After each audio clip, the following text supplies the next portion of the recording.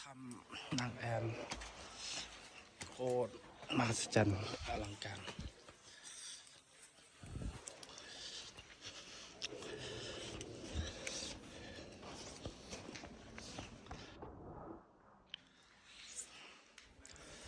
ทางเป็นธรรม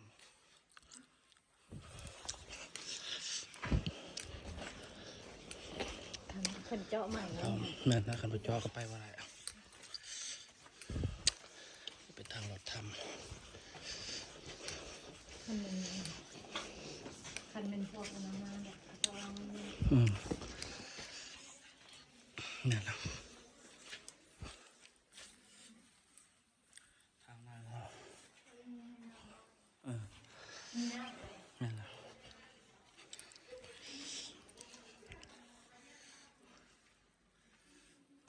ใหญ่เลยหวังใครจะติดเอาไฟแสงสี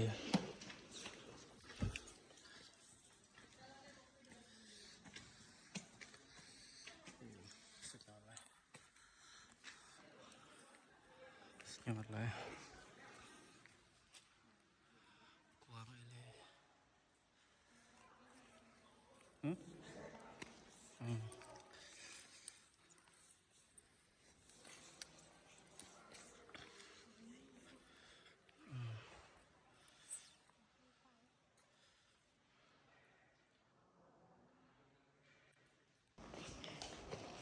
เป็นอะไรรู้สึกยังไงรู้สึกเต้น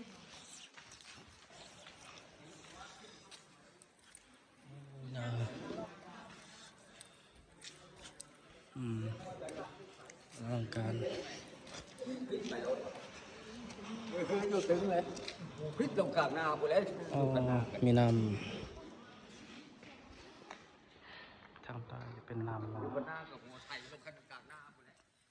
นี่จะเป็นบอลกระเจ้าจอนเหือเนาะแล้วก็พายเหือเข้าไปใน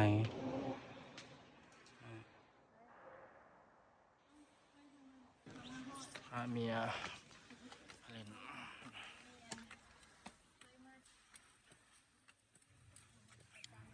เขามาลีอยู่นี่ก็เนาะคนตะกี้นะแม่แล้วตอนสงครามแม่ความจริงมันสูงเอเลบอลนี่